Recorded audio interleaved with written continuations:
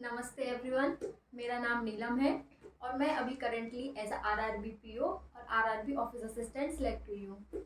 मैंने अपनी लाइफ की जर्नी जो एस्पिरेंट जर्नी थी वो कैसे पूरी की, मैंने कैसे पढ़ाई की, क्या क्या फेलियर्स देखे, ये सब मैं आप सबके साथ शेयर करना चाहती हूँ। जिससे कि जो भी स्टूडेंट्स हैं जो या तो बहुत सालों से तैयारी कर रहे हैं या फिर जो अभी शुरू करना चाहते हैं, तो उन्हें कैसे प्रॉपर गाइडेंस मिले, कैसे करना चाहिए जिससे कि वो सिलेक्ट हो। उसके लिए मैं आपको अपनी स्टोरी सुनाती हूँ, मैंने क्या सीखा वो आप भी सीखिए। और मैं आप लोगों को अपनी जर्नी के बारे में बताऊंगी। मैंने कहाँ से स्टार्ट किया था, कब स्टार्ट किया था और कैसे स्टार्ट किया और कैसे एंड की अपनी जर्नी को। तो मैंने सबसे पहले अपनी तैयारी 2018 में स्टार्ट की थी। उस टाइम मैंने एग्ज़ाम्स दिए तो मेरे प्री सारे निकल गए, लेकिन मैंने मेंस नहीं क्लियर कर पाई क्योंकि एक प्रॉपर गाइडेंस मेरे पास नहीं थी। उसके बाद लॉकडाउन आया। लॉकडाउन में मैंने 1-1.5 साल कोई तैयारी नहीं की, जिससे कि मैं सब कुछ भूल चुकी थी।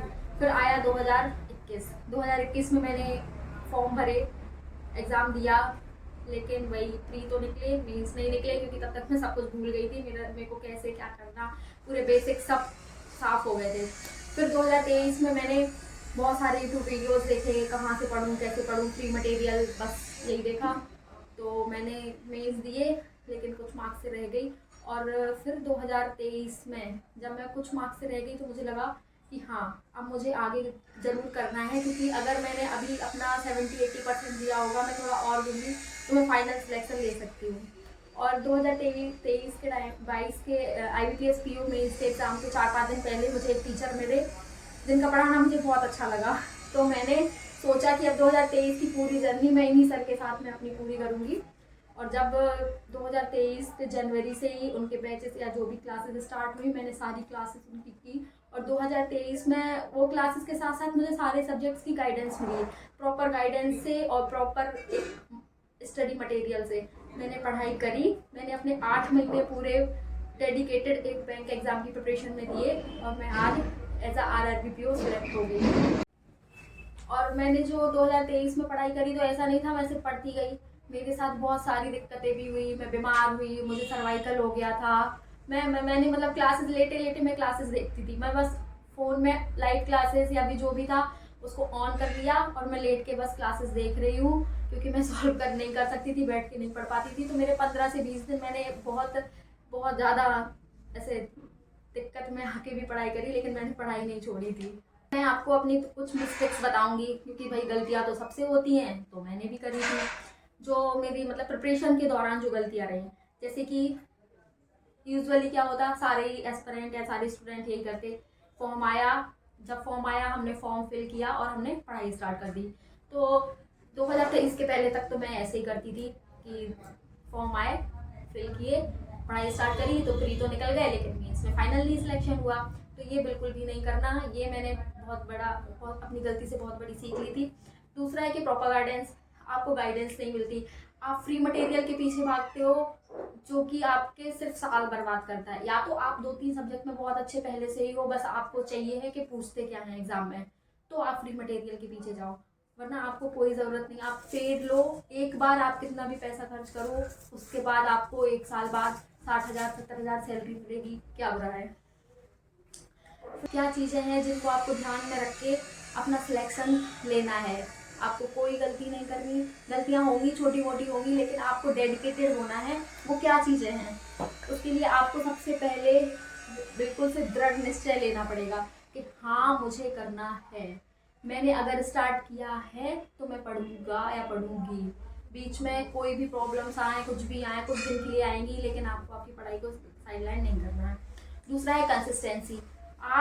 आपने जब सोच लिया कि मुझे बैंक एग्जाम इस साल के देने हैं, तो आपको उस दिन से या उसके दूसरे दिन से स्टार्ट करनी है अपनी प्रिपरेशन और कंसिस्टेंट हो जाना है। तो मैं आपको बताऊंगी सक्सेस होने के कुछ पॉइंट्स। मतलब मेरा सिलेक्शन हो गया इसलिए मैं बता सकती हूँ, वरना अभी तक तो मुझे ऐसे ही लगता था मुझे क्या ही पता होगा। तो मेरा सिलेक्शन हो गया तो जो मुझे पता है यानी वो भी तो सही है। पहला, आपके पास आपको दृढ़ निश्चय लेना है कि आपका सिलेक्शन होगा, आप पढ़ोगे और आप ज़रूर सिलेक्ट होगे। दूसरा है कंसिस्टेंसी। कंसिस्टेंसी मतलब कि आप जब से प्रिपरेशन स्टार्ट करते हो आपको कंटिन्यू रहना है। ऐसा नहीं है कि आपने आज तो पढ़ा 10 दिन 15 दिन छोड़ दिया, नहीं, आपको आपकी प्रिपरेशन के दौरान पूरा कंसिस्टेंस रहना है अच्छे से। और एक राइट पाथ मतलब कि आपको इधर उधर नहीं भटकना कि ये वीडियो देख लो वो वीडियो देख लो, नहीं, या इससे पढ़ लो उससे पढ़ लो। आप किसी को भी चूज़ करो, किसी भी टीचर को, कोई भी अपना स्टडी प्लान बनाए, उसको ही आपको फर्स्ट डे से लास्ट डे तक फॉलो करना है।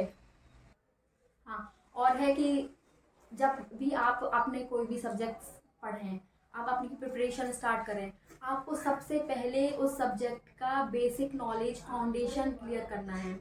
जैसे कि आपका जब भी प्रिपरेशन स्टार्ट होगी, आप जैसे अभी जनवरी से प्रिपरेशन स्टार्ट करो आपके आने वाले एग्जाम्स के लिए, आपको जनवरी से मार्च तक सारे सब्जेक्ट के फाउंडेशन क्लियर कर लेने हैं। जैसे मैथ हो गया, रीजनिंग हो गया या इंग्लिश हो गया, जो कुछ भी है कि आपको प्रॉपर टाइम देना, मतलब हर सब्जेक्ट को आपको एक प्रॉपर टाइम देना है कि आप इस सब्जेक्ट को इतने टाइम तक पढ़ोगे, और एक अपना पूरा प्लान बनाना है कि डेली में आपको क्या क्या पढ़ना है। ऐसे नहीं बनाना है कि कब उठना है कब सोना है, लेकिन क्या क्या आज आप पढ़ोगे उस हिसाब से आपको अपना प्लान बना लेना है, जिससे आप आपके टारगेट्स पूरे कर पाओ। ठीक है। और प्रिपरेशन के बीच में बिल्कुल भी ये नहीं सोचना कि मेरा रिजल्ट क्या होगा।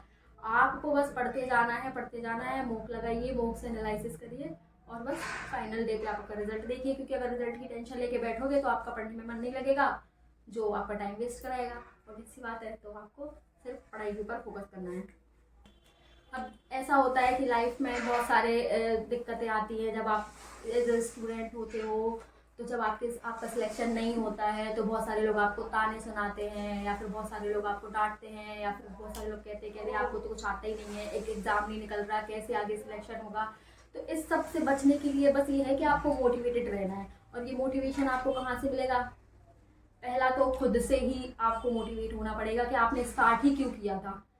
आपने दूसरों के कहने पे रुकने के लिए स्टार्ट किया था? नहीं, आपने आप कुछ करने के लिए स्टार्ट किया था। तो आपको आपका फोकस सिर्फ उस गोल पे होना चाहिए और आप वो गोल पूरा करोगे, है ना। दूसरा जो मेरे लिए बहुत मोटिवेशन था कि मेरे पेरेंट्स, उन्होंने कभी मुझे नहीं कहा कि एग्ज़ाम्स नहीं निकले, हमेशा मेरा सपोर्ट किया, आज नहीं तो कल ज़रूर निकलेगा। तो और रही बात मोटिवेशन की, तो जैसे मैंने क्यों स्टार्ट किया, मेरी फैमिली ने मुझे बहुत सपोर्ट किया। और जब भी मेरे को ऐसे लो फील होता था तो मैं यही सोचती थी कि मुझे अपनी लाइफ में बनना क्या है और करना क्या है, कि मुझे एक जॉब चाहिए, अच्छी जॉब चाहिए। दैट्स वाई मैंने बैंकिंग तो चूज़ किया। लेकिन क्यों? क्योंकि मुझे अपना फ्यूचर बहुत अच्छा बनाना है, मुझे अपनी फैमिली का फ्यूचर बहुत अच्छा बनाना है। तो आप सिर्फ उसी चीज़ को मोटिवेशन लेके आप अपनी जर्नी स्टार्ट करते रहिए। और मेरी 2023 की जर्नी में सबसे बड़ा मोटिवेशन मेरे टीचर थे। मतलब जो हमेशा, जैसे दिमाग में कोई भी डाउट आए उसके पहले उनको पता है कि स्टूडेंट्स को क्या चाहिए, हमेशा गाइड करते थे। आपको वो डायरेक्टली गाइड नहीं करेंगे, वो हर बच्चे को ऐसे गाइड कर देते थे कि हमेशा मतलब लगता था कि हाँ मुझे करना है और कैसे करना है। स्टूडेंट्स को उनकी जर्नी में सबसे बड़ा रोल प्ले करता है टाइम मैनेजमेंट। आपको आपका टाइम मैनेज करना पड़ेगा, चाहे आप लड़की हो लड़के हो कोई भी हो। अगर घर के काम भी करते हो, बाहर के काम भी करते हो, तो आपके पास जितना टाइम है आप एक प्रॉपर टाइम उसको मैनेज करो कि आपको कितना पढ़ना है, कैसे पढ़ना है। तो उसके लिए आप तो सबसे पहले, जैसे आपकी प्रिपरेशन स्टार्ट करोगे, जैसे नेक्स्ट ईयर के लिए आप प्रिपरेशन स्टार्ट कर रहे हो, तो अभी 2023 मतलब 4 में जनवरी से आपको बस ये देखना है कि आप अगर ये आरआरबी का एग्ज़ाम देंगे, आईबीपीएस पीओ का एग्ज़ाम देंगे, तो उसमें सब्जेक्ट्स कौन से हैं, आपको सब्जेक्ट्स में पूछा क्या क्या जाएगा। ठीक है। और एक अच्छा टीचर चूज़ करना सबसे बड़ा फैक्टर है। आप एक अच्छा टीचर ढूंढिए जो आपको प्रॉपर साल भर गाइड करे कहीं से।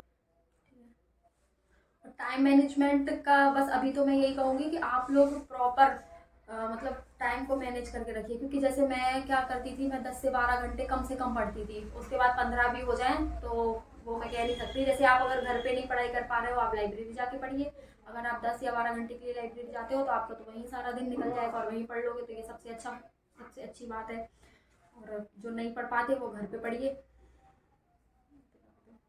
हाँ, और आपके डेली टारगेट सेट करिए कि आज मुझे मैथ में ये वाला चैप्टर पढ़ना है, रीजनिंग में ये वाला चैप्टर पढ़ना है, जीए में ये पढ़ना है, कंप्यूटर में ये पढ़ना है। और एक पर्टिकुलर टाइम टेबल बनाइए, वीकली भी बना सकते हो आप। हाँ, तो ऐसा है कि किसी भी एस्पिरेंट की लाइफ जो चाहे पहली बार में सिलेक्ट हो जाए या जो 4-5 साल लगाए, सबकी शायद एक सी होती है, किसी को टाइम कम लगता है, किसी को ज़्यादा लगता है। मुझे तो बहुत ज़्यादा लगा, जिससे मैंने बहुत कुछ सीखा। और आप लोग भी, बहुत सारे लोग होंगे जिनको बहुत ज़्यादा टाइम लग रहा होगा, लेकिन अगर आप सोच लें, ठान लें, तो आपका सिलेक्शन इस बार पक्का हो जाएगा। मैंने सोच लिया था मुझे इस बार सिलेक्शन लेना है। अगर नहीं हुआ, मतलब होप तो खो चुकी थी मैं, क्योंकि इतने सारे फेलियर्स देखने के बाद मुझे लगता नहीं था कि हाँ मेरा अब सिलेक्शन होगा। तो लेकिन फाइनली जाके सिलेक्शन हो गया, तो आई एम वेरी हैप्पी। आप सभी का धन्यवाद मुझे सुनने के लिए, थैंक यू। और मैं बहुत खुश हूँ कि मेरा सिलेक्शन हो गया है, और नेक्स्ट ईयर आप लोगों का भी सिलेक्शन हो और आप सब आके मुझे बताएं कि दीदी मेरा सिलेक्शन हो गया है।